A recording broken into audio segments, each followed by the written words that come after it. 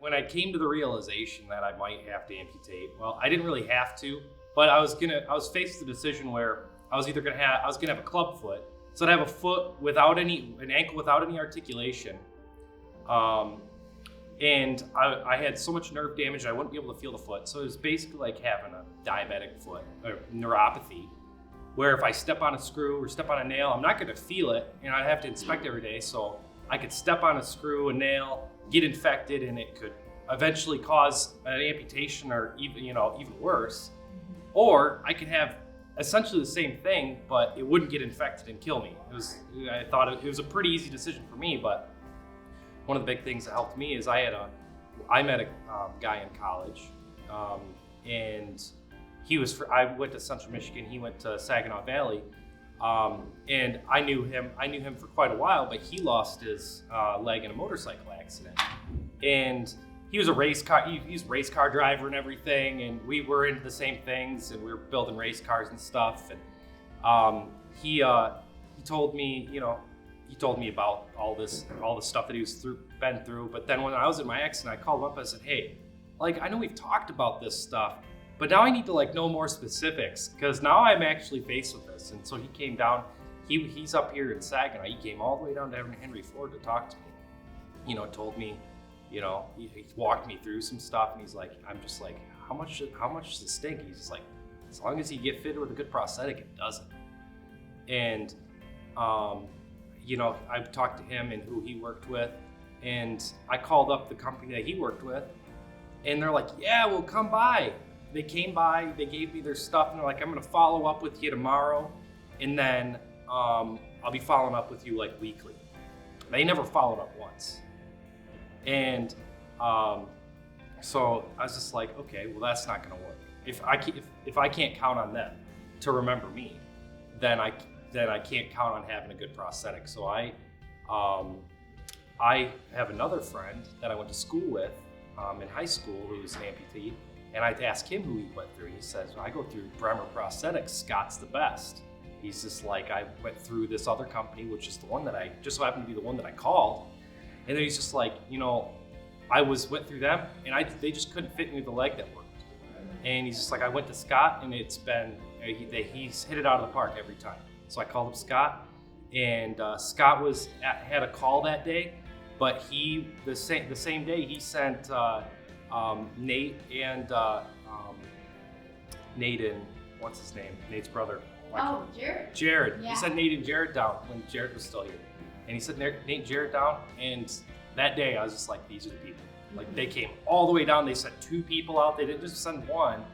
And they were showing me stuff, and there was the shrinker that they fitted me with at the hospital originally was way too tight.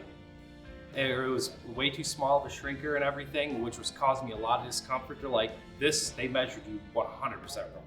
Because at that time, the one they fitted me with was pretty painful. And when they put it on, because that's the worst part. That's, to this day, that's the worst part, is getting that shrinker on the first time. But when they actually had the right size in their bag with them, and they put it on, and it was 100% better. And that set me up, because I was terrified every day of taking it off, putting it back on, because the pain that was associated with it. And I had a lot of trauma from my car accident and through other injuries too, which just killed my pain tolerance. And so, but when they got me the right size shrinker that day, they didn't have my insurance information. They're like, this is clearly causing you a lot of pain. We have this one, it's yours. They were just there, and they were on the spot when they got me the right one, and it was great ever since. And then at the time I couldn't get around. My wife was working, and Scott or Jared was making home visits to fit me with a leg on days that I couldn't make it into the office. And I was over in Mayville, so I wasn't even close to the office, and they were making trips out to help me get fitted. And Jared, the one time on the very first leg, he set me up. He set up in my kitchen and was changing the shape of the socket a little bit to make it fit better and different. And I got to take my first steps in my own house. It was awesome. But yeah, it's been nothing but a great experience ever since. You know, I mean, everybody's legs different. You got Bremer, Scott, Nate, and all the guys here. They all understand that, and it's like whether you have good insurance or bad insurance, at a lot of places determines how good a care you get. Because like Medicare, Medicaid, they don't pay the process for their time. And my insurance before did, but my insurance now doesn't. But that doesn't. At some places they'll rush you. They'll get you a leg as fast as they can because that's what they're being paid to do. They're not being paid to make it perfect. They get paid per leg. Here, it doesn't matter. Scott doesn't care. I mean, he obviously, like anybody, he wants to be paid for his time, and he's being paid per prosthetic. So in a way, he's being paid for his time, but